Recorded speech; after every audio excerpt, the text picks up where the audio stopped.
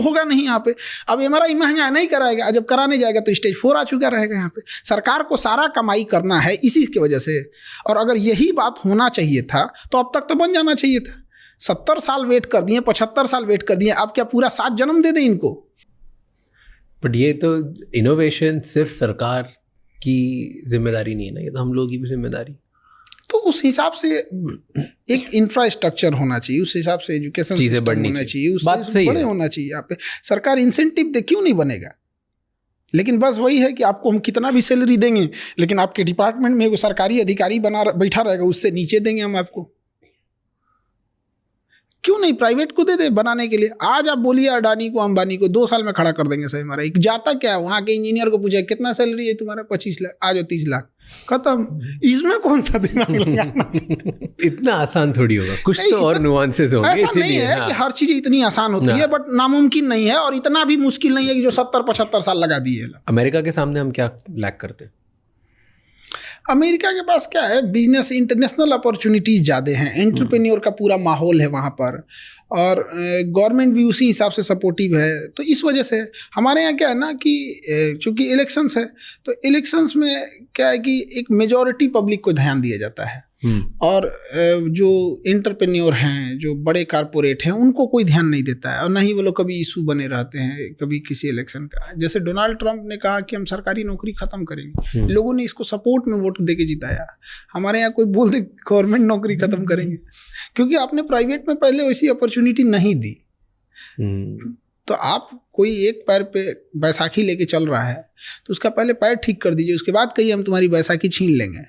आप उसका पैर भी ठीक नहीं किए, कहेंगे तेरा बैसाखी छीन लेंगे, तो मारेगा ही ना वो। अभी आपने वो पढ़ा, टैरिफ लगा दिया है। हाँ, रेसिप्रोकल टैरिफ लगाया उसने। 26% हम लोग लगाया, चाइना में भी तो और बेहतर लगाया उसने। हाँ, हमने 52 लगाया, उसने सब जो जितना लगाया ना उसका हाफ करके लगाया। रेसिप्रोकल उसने बोला ही है। तो ये अच्छा है गंदा है? ये उसके देश के हिसाब से है, हर देश को अपना हिसाब से राइट है करने का। तो जब टैरिफ बढ़ाते घटाते हैं, तो कभी इम्पोर्ट पे फायदा होता है, तो एक्सपोर्ट पे, तो डिपेंड करता है कि हम कितनी चीज़ों का इंपोर्ट एक्सपोर्ट कर रहे होते हैं। और इंडिया का है तो इंडिया में भी भाई हर देश के साथ अलग अलग टैरिफ है। इंडिया को तो चाइना पे और लगाना चाहिए, हम लोग का ट्रेड बैलेंस बहुत खराब है चाइना के से, बहुत ही डूब रहे हैं हम लोग यहाँ पे। तो वही तो कहते हैं कि दुश्मनी कर कहाँ रहे हैं हम लोग चाइना से, नहीं कर पा रहे हैं, मजबूरी है। क्योंकि अगर आज कौन सा घर है जहाँ चाइनीज सामान नहीं है, और बहुत बिजनेसेस है इंडिया में जो चाइना की वजह से चल रहे हैं और यहाँ पैसे कमा रहे हैं। बिल्कुल। तो चाइना से जो चीज़ें चाइना में मिलती है ना, एग्जैक्ट वही चीज़ें वियतनाम में भी मिलती है, एग्जैक्ट सेम प्राइस पे, सब कुछ सेम पे। हमको ये नहीं समझ में आता है कि इंडिया वियतनाम से प्रीफर करे। एटलीस्ट वियतनाम चाइना का दुश्मन है, उसी को मजबूत कर दे। नहीं यार, इतनी टेक्नोलॉजी नहीं है वियतनाम में इस लेवल की, जो कुछ भी मटेरियल बुलवाना हो तो ऐसा नहीं है कि हम लोग जैसे चाइना को अगर हम लोग रिप्लेसमेंट के तौर पे देखा जाए, तो कुछ साउथ एशिया की कंट्रीज हैं, बट क्या है ना कि हमने ऑप्शन ही नहीं दिया किसी को। जब आप ऑप्शन नहीं देंगे तो अपडेट नहीं होगा, मार्केट नहीं होगी, किसी होटल में कस्टमर ही कम आएंगे, तो कितनी वेराइटीज रखेगा? तो कस्टमर पहले, अब वो तो चिकन और एग वाली मुर्गी पहले आया कि अंडा पहले आया, तो थोड़ा हम लोग को उधर जाना चाहिए उस एरिया में। बट चाइना का कुछ जरूरत से ज्यादा डिपेंडेंसी है। बट चाइना का और अमेरिका का अभी क्या 36 का आंकड़ा चल रहा है, देखा? हाँ, दोनों अपने अपने, वो एक सुपर पावर बना हुआ है, इसका कहना है हम बनेंगे, तो टसल है भयंकर। और अभी अमेरिका ने जितना टैरिफ लगाया, चाइना ने उतना ही वापस लगा दिया, वो देखा? वो चाइना का ये चीज बहुत अच्छा लगता है, वहां पे आप उसको कुछ भी कीजिएगा वो दबाव देगा। वो देश, उसके यहाँ पॉलिटिक्स नहीं है, उसके यहाँ देश है, वो तुरंत लगा देगा। हम लोग नहीं लगा सकते, मजबूरी भी है, हम लोग किसी को ब्लेम नहीं कर सकते। किसके दम पे कूदिएगा? ना इंडस्ट्रियलाइजेशन है, ना इकोनॉमी है उस हिसाब से। क्योंकि अमेरिका को, केवल अमेरिका पावरफुल नहीं ना, हर जगह पावर रखता है। वर्ल्ड बैंक से फंडिंग रोक देगा, हमारे लोन रोक देगा, IMF हो गए या वर्ल्ड बैंक हो गए, यूरोपीय यूनियन से दबाव बनवा देगा। कुछ नासा और इसरो के बीच का कोई कॉन्ट्रैक्ट होगा, उसको रुकवा देगा, डिले करा देगा। हर जगह UN में 4-5 मुद्दा फंसा देगा। कुछ नहीं करेगा तो अमेरिका को उठा के पाकिस्तान को एक लेटेस्ट हथियार देगा, ले तुम F-18 ले। तो हम लोग को बहुत बैलेंस करके चलना पड़ता है। और चाइना, जितने बड़े देश हैं ना, उनकी एक खासियत होती है, हर देश का एक दुश्मन को वो पाल के रखते हैं। चाइना जो है, अमेरिका ज़्यादा कूदेंगे ना, चाइना उठाएगा नॉर्थ कोरिया, वो पगला को कुछ हथियार और पैसा दे देगा, उधर 4-5 मिसाइल मार देगा, उधर तुम उलझे रहो। उसको कुछ नहीं जाता है, गिरेगा तो कहे हो जापान पे गिर गया, कोई बात नहीं, जो करना है कर लेना। उसको क्या जाता है, उसको अपने क्लोज इकोनॉमी, उसके यहाँ कोरोना के मरीज मिले थे सब, सुबह में 8 शाम में सबको मार दिया। उसका क्या जा रहा है, डिक्टेटरशिप देखना है तो वहां देखिए। उसने, अमेरिका ने कहा कि क्या करे इस इंसान का, इसको पागल किया है। तो उसने क्या किया कि कहा कि नॉर्थ कोरिया में ना डेमोक्रेसी नहीं है, यहाँ इलेक्शन होना चाहिए। किम जोंग कहा, कौन बोला ये, बाइडेन बोला है। उसने कहा कि अगले महीने इलेक्शन कराओ। 100% वोट पड़ा उसको, किम जोंग को 100%। जो वोट नहीं देता ना, एब्सेंट भी होता, उसको मार देता ये। 100% वोट पड़ा। अब अमेरिका कह रहा है कि ये इलेक्शन अच्छा नहीं हुआ है। कह रहा तू अपने यहाँ का इलेक्शन देख, तुम्हारे यहाँ के इलेक्शन कमीशन से कराएंगे अपना इलेक्शन। तो हर बड़े देश यही करते हैं। अब जैसे सऊदी अरब है, ज्यादा कूदेंगे, ईरान ज्यादा कूदेंगे, इजराइल को कह गया 2-4 पुरान बम है, एक्सपायरी डेट पास है, मार क्या करेंगे लोग, कुछ नहीं। तो अरब को कंट्रोल करने के लिए अमेरिका के पास इजराइल है, इंडिया को कंट्रोल करने के लिए पाकिस्तान है, चाइना को कंट्रोल करने के लिए इंडिया है, रसिया को खुद डायरेक्ट कंट्रोल करता है। तो हम लोग ज्यादा नहीं ना उड़ सकते हैं, डिपेंडेंट नहीं है। चाइना क्या कर लीजिएगा, अब चाइना को कैसे कंट्रोल करना पड़ेगा, उसको खूब से खूब करेगा, इंडिया को क्या देगा, ज्यादा हथियार देने लगेगा। चाइना का तो देना उसको, इंडिया किसी का नहीं सुनता है। फिर उसको ये भी देखना है ना कि चाइना के बाद हमें इंडिया को ही कंट्रोल करना है, क्योंकि थर्ड हम ही लोग हैं। तो अगर चाइना और अमेरिका कभी लड़ेंगे ही ना, बड़े लोग नहीं लड़ते। ताइवान को लेके उनके बीच में ले लेगा चाइना, हो गई थी ना, वो तो होते रहता है, धीरे धीरे उसको ऐसा कैप्चर करेगा, बढ़िया से माहौल देखता है। जैसे 1962 में जब हमारे यहाँ वार हुआ था, रसिया हमें बचाने नहीं आया था, बचा भी नहीं पाता, क्योंकि चाइना वो उस माहौल को तलाश रहा था कि 1960 में हम लोग का पंचशील समझौता खत्म हो गया था। वो सोच रहा था कि ऐसा टाइम आए ना जहाँ वर्ल्ड उलझी हुई हो। उसी समय क्यूबन मिसाइल क्राइसिस हुआ था।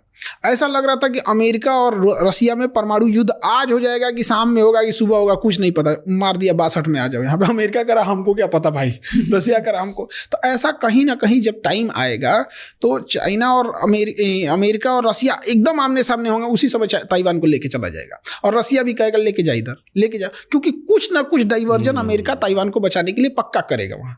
अब इसीलिए चाइना को देखिएगा, हमेशा कुछ ना कुछ गड़बड़ सड़बड़ करते रहता है ताइवान में। वो पाथ तलाश रहा है कि कहां कहां से एंट्री करेंगे, क्या करेंगे। वो ड्रिल कर रहा है, ड्रिल। किसी दिन ड्रिल के नाम पे अनाउंस करेगा, this is not drill, now this is वो ले लेगा ताइवान, दब लेगा। लेकिन जिस समय रसिया और अमेरिका बिजी रहेंगे वो ताइवान की ओर जाएगा। बट अगर हम मैप में देखेंगे तो ताइवान एकदम फार ईस्ट है, तो इसे अपनी हैवी मिलिट्री, एयरफोर्स, नेवी को ताइवान की ओर ढकेलना पड़ेगा। एग्जैक्ट वही टाइम होगा हम लोग कश्मीर के लिए अक्साई चीन पे चढ़ जाए, बट हम थोड़ी करेंगे। अब ये तो मोदी जी बताएंगे। पर हम नहीं करेंगे ना, क्योंकि यही खराबी लगती है। आपके पास है, वहां पे हमारी सेना लड़ सकती है, पर इंडिया आगे बढ़ के कभी भी ना लेता है, ना अटैक करता है, कुछ नहीं करता। हमारी फिलॉसफी नहीं है। 70 साल से देख लो आप, कुछ भी नहीं। हमारी ये फिलॉसफी मानते ही नहीं। हमें फिलॉसफी चेंज करने की जरूरत है। पब्लिक जब प्रेशर लगाएगी तो पब्लिक को ये सब चीज़ों से मतलब ही नहीं रहता है। वो सब लोग को अपनी, आप, हमारा जात ठीक है, हमारा धर्म ठीक है, हमारी राजनीतिक पार्टी ठीक है, माइंडसेट बहुत ख़राब होता है। नेशनल इंटरेस्ट देखना चाहिए। तो यही मौका है, नहीं तो चुपचाप देखेंगे ताइवान ले लिया कि ताइवान ले लेगा, उसके बाद चाइना फिर नहीं रुकेगा। ताइवान लेने के बाद तो खत्म, बेलगाम घोड़ा। क्योंकि वो सेमीकंडक्टर, सिलिकॉन शील्ड उसको रोक के रखा है। और दूसरा उसके बाद क्या है ना कि इसका इंटरनल इशू खत्म हो जाएगा चाइना का। ताइवान लेने के बाद इंटरनल खत्म हो जाएगा, फिर वो केवल और केवल फोकस्ड हो जाएगा एक्सटर्नल पे। और कुछ भी कर ले चाइना, अमेरिका ताइवान को बचाने के लिए एटॉमिक वार नहीं ना करेगा। और चाइना का तो कोई लिमिट नहीं है, उसको तो हर हाल में वो चाहिए ही चाहिए, वहाँ पे ले ही जाएगा वहाँ पे। तो ये फ्यूचर आपको लगता है कि होना ही? हाँ, बस हम लोग बस ये देखना यूरोप कितना अनस्टेबल रहता है। जैसे बीच में ये फिलिस्तीन और गाजा वाला ना उठ गया, वरना यूक्रेन और रशिया ज्यादा उलझे रहते तो निपटा देता इधर ही। यूक्रेन और रशिया जो चल रहा है उसमें आपको लगता है कि इंडिया ने चुप रह के रशिया का साथ दिया? तो हम खुल के कहते हैं रसिया के दिया था, यूक्रेन का साथ देंगे हम? क्या किया हमारे लिए? बिना मतलब का आएंगे साथ खोजने, सूरजमुखी का फूल भेज दिए, 2-4 को रिफाइन तेल भेज दिए तो हम आपका साथ दे देंगे। रखे रहो अपन रिफाइन तेल, हम ब्राजील से मंगा लेंगे। यहाँ फूल के बोलते हैं रसिया का साथ दिए हैं। रसिया ने भी हमारा साथ दिया है, चाहे यूएन में वीटो का मामला हो। इसमें खुल छुपा उपा के कौन सा बात करना। अब हम लोग कोई डिप्लोमेटिक पोस्ट पे थोड़े बैठे हैं कि लोग हमसे पूछेगा हाँ साथ दिए हैं। अमेरिका खुल के कहता है ना कि वो इजराइल का साथ दिया है, अमेरिका खुल के कहता है कि वो यूक्रेन का साथ दिया है। हम क्यों मोए मोए करें, हम भी दिए हैं, पर बोलते नहीं ना हम खुल के। नहीं बोलते हैं, हमारी कुछ मजबूरी, क्योंकि यूरोपीय यूनियन है सब और उधर अमेरिका है, पूरा वर्ल्ड एक साइड से हो गए हैं सब यहाँ, और हम लोग थोड़ा सा इसमें। आपको लगता है यूक्रेन और रशिया में कौन सही है? रसिया। क्यों? आप मेरे दुश्मन को मेरे सिधाने ले आके बैठाइएगा, हम क्या करेंगे? विरोध करेगा कि नहीं करेगा? ऑब्वियस बात है। नाटो का आर्टिकल 5 कहता है कि नाटो की कोई भी कंट्री रहेगी वहां नाटो की आर्मी की पूरी डायरेक्ट एक्सेसिबिलिटी रहेगी। अब बैठा के वहां ले आएंगे रसिया को, भाई तुम्हें डेवलप करना है करो। यूरोपीय यूनियन में गया, कहां इसने अटैक किया है? बिना मतलब का उसको कहां से जाएगा? और नाटो का मतलब क्या बनता है आज के डेट में, जब वर्ल्ड यूएनओ हाई है, यूएनओ कहता है कि हम थर्ड वर्ल्ड वार होने नहीं देंगे। ये 32 कंट्री मिलके कहते हैं अगर हमारे पे किसी ने मारा हम सबको मिलके मारेंगे। क्या मतलब बनता है? नाटो का तो होना ही नहीं चाहिए दुनिया में। पर 32 कंट्री अब हेल्प क्यों नहीं कर रही है जब ये हो रहा है? तो मारे हुआ पुतिन बैठा हुआ है, उसको क्या जाता है? वो तो नॉर्थ कोरिया से बुलाया है सैनिक को जानबूझ के यूक्रेन में घुसाने के लिए, क्योंकि नॉर्थ कोरिया के पास एक बहाना मिल जाएगा कि किसी दिन अगर इसके 2-4 सैनिक मारे गए तो कह देगा हमारे सैनिक मारे गए, यानी हमारे देश पे आया हुआ है, हमारे पास परमाणु बम खाली है। वो जानबूझ के लाया ना कि उसके पास एक और फ्रंट खुला रहे। और जब से ट्रम्प आए हैं तब से तो यूक्रेन और कमजोर हो गया। क्यों? वो तो जो वीडियो आया उसमें भी उसने क्लियर ही कर दिया दुनिया में, जबकि अमेरिका तो साथ दे रहा था यूक्रेन का। बिल्कुल, वो तो सब यूरोप वाला सब साथ ही दे रहे थे सब। तो अब क्या? अब समेट लेगा डोनबास को और ये वाला रीजन को। उसने पहले फ्री इंडिपेंडेंट स्टेट घोषित कराएगा, उसके बाद से फिर करा देगा कि भाई मेरी इकोनॉमी उतनी अच्छी नहीं है, हम यूक्रेन से टूट तो गए लेकिन फिर हम रसिया में मर्जर चाहते हैं। रसिया में मर्जर हो जाएगा, जैसे क्रीमिया हुआ वैसे डोनबास हो गया, डोनेस्क हो जाएगा, मर्जर हो जाएगा। और उस एरिया में रसिया ने जितने भी फाइनेंशियल लॉसेज हुए, जितना उसका पैसा खर्च हुआ है, उस एरिया में इतने मिनरल्स हैं, उससे उसकी रिकवरी हो जाएगी। मतलब फ्यूचर तो अब यही है, यूक्रेन गया। दूसरा एक और रीजन समझिए, पुतिन इतने दिन से राष्ट्रपति है, 10 साल प्रधानमंत्री रहे, और उस समय राष्ट्रपति तब इंडिया की तरह रसिया का होता था कि राष्ट्रपति के पास कोई पावर नहीं रहेगा, सारा पावर प्राइम मिनिस्टर के पास रहेगा। तो पुतिन 10 साल तक प्राइम मिनिस्टर थे। बट रसिया का एक रूल है कि 10 साल से ज्यादा आप 2 टर्म से ज्यादा आप पूरा नहीं कर सकते। तो उसका जब 10 साल कंप्लीट होने वाला ना, तो उसने अपने संविधान में संशोधन कर दिया कि प्राइम मिनिस्टर के पास अब कोई पावर नहीं रहेगा, अब सारा पावर राष्ट्रपति के पास रहेगा। और खुद राष्ट्रपति बन गया। वीडियो गेम खेल रहा है। अब 10 साल उसका पूरा हो गया 2022 में। अब क्या करें भाई, यहाँ तो 2 टर्म से। तो स्पेशल अमेंडमेंट इन कॉन्स्टिट्यूशन 2036 तक इसमें कोई चेंजिंग नहीं होगा। इंडिया में भी ऐसा हुआ था, 2002 में हुआ था कि लोकसभा की सीटें 2026 तक नहीं बढ़ाई जाएंगी। तो उसने कहा कि 2036 तक मतलब अभी एज इट इज रहेगा यहाँ पर। अब इंटरनल बगावत होने लगा। तो जब इंटरनल बगावत होती है ना, तो इसको कंट्रोल करने का सबसे आसान तरीका होता है ना, कोई वार कर दो। ऐसे ही माओ के टाइम पे हुआ था 1960 में चाइना में मार दी, इंडिया में लड़ गए यहाँ पे। ऑब्वियस बात है, अभी आज चाहे महंगाई जितनी भी हो, चाहे जो भी हो, हमें अपने प्रधानमंत्री से या एट ए टाइम के प्रधानमंत्री या पहले के कोई भी प्रधानमंत्री लाख शिकायत होगी, लेकिन जब वार के टाइम पे तो हम सब एक हैं। कारगिल के टाइम पे कोई ये कह सकता है क्या कि हम अटल बिहारी वाजपेयी के साथ नहीं थे, भले उन्हें वोट न दिया हो? तो पुतिन के लिए युद्ध लंबा खींचना अपने विरोधियों को निपटाने का एक अच्छा रास्ता। निपटा दिया अंदर। वो क्या नाम थे उनको, वैगनार ग्रुप के थे, प्रेगोजिन की क्या नाम था, उनको जहाज से उड़वा दिया, जा रहे थे बेलारूस। तो रसिया का एक अलग है, वो लड़ाई को केवल ये नहीं देखिए वहाँ पे, वो चाहे तो खत्म करके आज ही ले सकता है, लेकिन लंबा कर रहा है, खुश रहा है उसको, उसकी पॉपुलैरिटी, उसका विश्वास, उसकी नेशनलिटी बढ़ रही है कि ये रशियंस के साथ है। रसिया को यही बचा रहा है, वो दुनिया को अपने यहाँ दिखा रहा है रसियन भाषा में बोल के। उसकी न्यूज़ तो चल रही है ना कि आज अगर पुतिन नहीं होता तो पूरी दुनिया रसिया को समेट चुकी होती ना। नाटो कहाँ तक चला गया रहता, दिखाएगा वहां पर कि ना क्रेमलिन बचा होता, ना मॉस्को बचता, ना पीटर्सबर्ग बचता, ना व्लादिवोस्टोक, सब यूरोप वाले कब्जा कर लेते। तो लोगों का रहता यही रहेगा, पुतिन ही रहेगा, 2036 नहीं जी 50 तक रहेगा। वार गलत है ना, लोग मरते हैं। वार गलत रहता ना, बांसुरी बजाने वाला कृष्ण कन्हैया महाभारत होने नहीं देते। कुछ लोग बात से सुनबे नहीं करते, लात देना ही पड़ता है। आप 32 देशों के ग्रुप, जिसमें एटॉमिक पावर 3 के पास है, ब्रिटेन के पास है, फ्रांस के पास है, अमेरिका के पास है, पावर में सबसे ज्यादा, लॉबी सबसे ज्यादा, टेक्नोलॉजी सबसे ज्यादा, हथियार सबसे ज्यादा, यूएन में पहुंच सबसे ज्यादा, इसके बावजूद ही 3200 मिल के एक साथ रहेंगे और कहेंगे कि हमें कोई मारेगा, हम 3200 मिल के मारेंगे। सद्दाम हुसैन को पूरा उड़ा दिया, सब लीबिया को पूरा उड़ा दिया, यमन को पूरा उड़ा दिया, सीरिया को पूरा उड़ा दिया। हमारे पास ये जितने देशों को उड़ाया, कम से कम 2 से 3 लाख इंडियंस वहां काम करते थे। हमें क्या मिला? कुछ नहीं। बीच मझधार में छोड़ के अफगानिस्तान को चला गया। अफगानिस्तान में हम लोग के करोड़ों इन्वेस्टमेंट है, सब फंस के रह गए। तो क्या मतलब बनता है आज के डेट में नाटो का? हिम्मत नहीं है किसी देश के पास ये कहने की कि नाटो गलत है। वो अलग बात है, बट गलत तो है ना। पर उनका मेन आइडिया तो ये है ना कि कोई भी एक दूसरा पावरफुल देश हम छोटे छोटे देशों को अलग तरीके से खत्म ना करे, इसलिए हम सब साथ में जुड़ के रहेंगे, क्योंकि हम सब बहुत पास में बहुत छोटे छोटे देश हैं। कौन? यूरोप वाले कहते हैं ऐसा? हाँ, तो मेन मतलब तो इसीलिए तो स्टार्ट हुआ था ना नेटो, कि एक छोटा देश सारे नाटो हुआ था किसको कंट्रोल करने के लिए। उस समय रसिया बेलगाम था, यूएसएसआर था। तो यूएसएसआर इधर रसिया था। हाँ, तो ये बहुत बड़ा था, ये था छोटे छोटे जब ये खत्म हो गए, जब आप कहें कि भाई हमको रसिया से डर है इसलिए हम ग्रुप बना रहे हैं, रसिया टूट गया, अब ये रहा बड़े देश से भी खत्म करो भैया। तो फिर तो वही बात हुआ, इसके डर से आप बनाए और आप खुद बने गए, तो आपके डर से भी तो कोई और बनाना चाहिए। फिर चाइना बना लिया तो क्या गलत किया?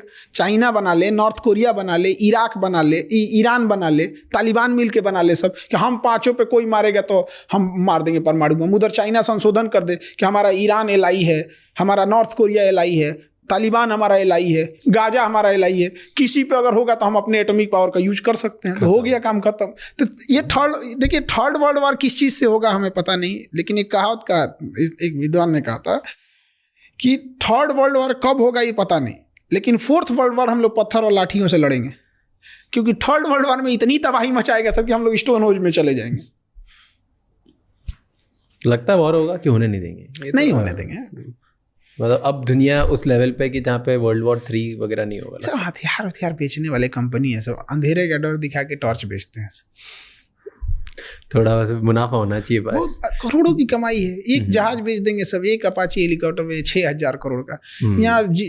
यहाँ पता चला 10 जिला मिल के खेती करेगा तो 6000 करोड़ कभी ना कमा पाए।